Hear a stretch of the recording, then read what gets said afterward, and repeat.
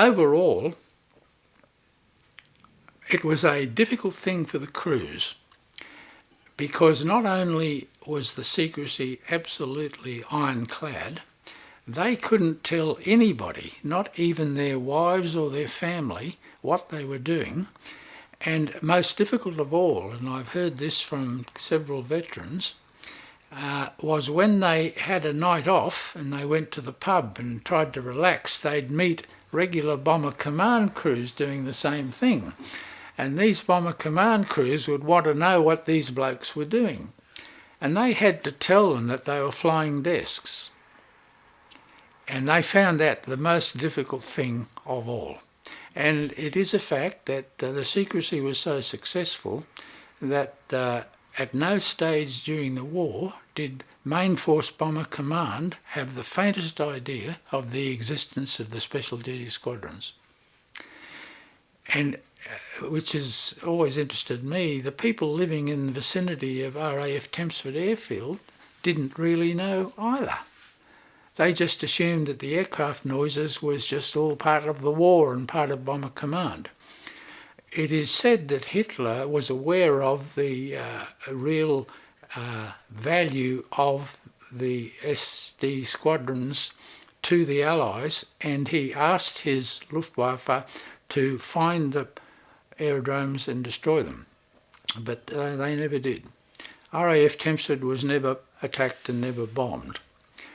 In fact, one or two German aircraft flew right over it, but it happened to be on a route where the German pilots would use a turning point when they were attacking London.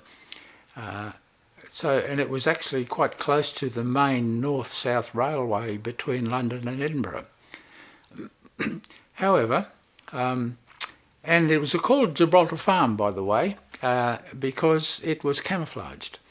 And it was made to look like an ordinary working farm. And when the new crews were selected to go and join an SD squadron, they were never told where they were going, what it was called, and how to get there. They were given written instructions and train tickets, and they just said, follow these instructions. And they'll say, well, where are we going? They said, you'll learn eventually, or words to that effect. And when they got to Tempsford, they would spend the first week not knowing what was going on. And they'd see these farm buildings, and they were put into huts, but no one would tell them what actually they were supposed to be doing. And after a week, apparently during that week, they were observed closely for their personal habits, for their use of alcohol, for their likelihood to blab secrets, and general personal behaviour. This was all happening in this first week. And then, when they were considered safe bets, a wing commander would take them inside one of these farm buildings, and inside it would change completely into an Air Force quarters with all the amenities completely camouflaged. And he would then break the news and say, you are now members of a Special Duty Squadron, you have to take an oath. And they would reply and say, well, we've already taken an oath when we joined the Air Force. And this involved people from every Commonwealth country, not just Great Britain. As I'm sure you're aware, it was multinational. And they said, well, that was the oath to join the Air Force. This is the oath to join Special Duties.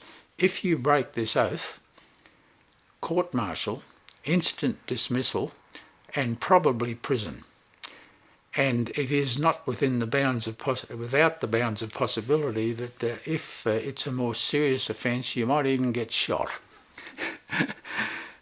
Now, all the survivors of Special Duty Squadrons never broke that secrecy to the end of their days.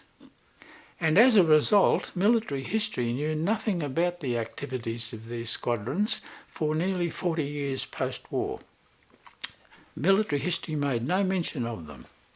And it's been the experience both in the UK, where the commemoration of these secret squadrons and the work of the agents and the crews began on the old airfield, an organisation called Tempsford Veterans and Relatives Association, TVARA, which began very soon after the war, actually, but it was very small.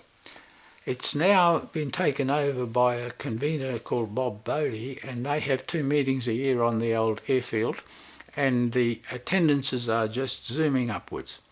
And our Australian branch, ATVARA, Australian Tempsford Veterans and Relatives Association, began in 2012.